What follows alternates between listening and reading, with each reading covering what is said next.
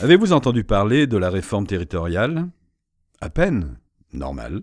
Personne n'en parle, sous prétexte que les gens ont d'autres soucis en tête. Et c'est vrai qu'ils en ont. On leur avait promis la baisse du chômage, un meilleur partage des richesses, la mise à contribution de la finance et la défense d'un modèle social efficace et protecteur. Et au lieu de cela, on a vu tout le contraire. Pourtant, cette réforme des collectivités est très dangereuse. Elle s'attaque au fondement de notre démocratie. Mais ce n'est pas ainsi qu'on vous a présenté l'affaire. On vous a parlé d'une histoire de millefeuilles qu'il faudrait simplifier, et puis aussi de régions qu'il faudrait regrouper. Mais de quoi s'agit-il dans les faits?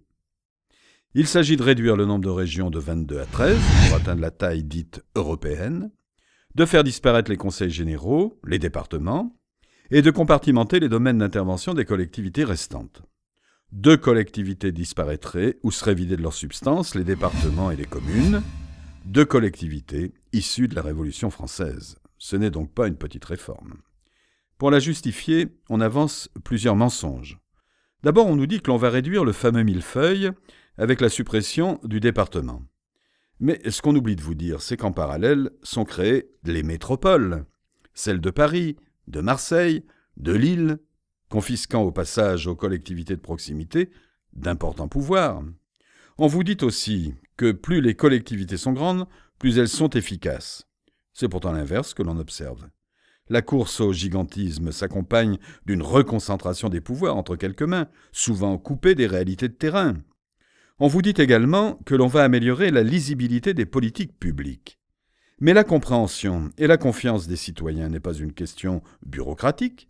C'est en respectant les engagements électoraux et en associant régulièrement les citoyens que l'on gagnera en lisibilité et en confiance.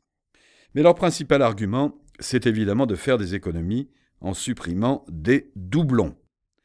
La réalité, c'est qu'il n'y a pas de doublons. D'ailleurs, même les promoteurs de ce projet reconnaissent que les chiffres annoncés, 12 à 25 milliards d'euros d'économies, sont fantaisistes. Les coupes budgétaires se feront bel et bien, pas en supprimant d'hypothétiques gâchis, mais en supprimant des services publics, des hôpitaux, des équipements culturels, et en laissant les infrastructures à l'abandon, réseaux de transport, collèges, lycées. Pour les collectivités, l'alternative sera alors de confier la réalisation, l'entretien, et pourquoi pas, la gestion de ces équipements au privé. Car on touche là l'un des principaux mobiles de l'affaire. On va dire pro-business, pour parler comme le Premier ministre. Car en réalité, l'objectif de cette réforme voulue par la Commission européenne, c'est d'ouvrir de nouveaux marchés pour les entreprises. Voyons comment.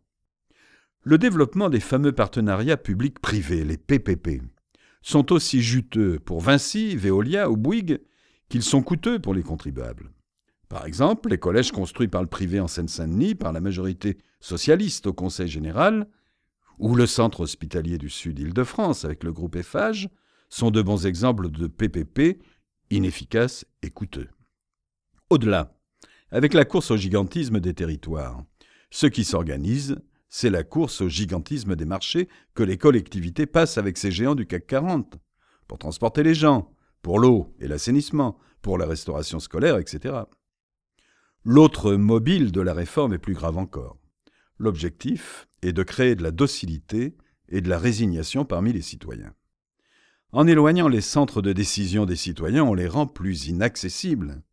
C'est aussi simple que cela, il est plus facile de demander des comptes à son maire, croisé sur le marché, qu'au vice-président d'une agglomération de 500 000 habitants, dont le bureau est bien gardé au fond d'un immeuble d'une obscure zone d'activité, à 30 km de chez soi. Au final, plus les lieux et décideurs sont éloignés et indiscernables, plus les citoyens ont tendance à se résigner, à ne pas discuter une décision. Une aubaine pour faire avaler la cure d'austérité en cours. Alors il ne faut pas laisser faire. Cette réforme, c'est l'austérité, la concurrence des territoires et à l'arrivée, moins de pouvoir pour vous.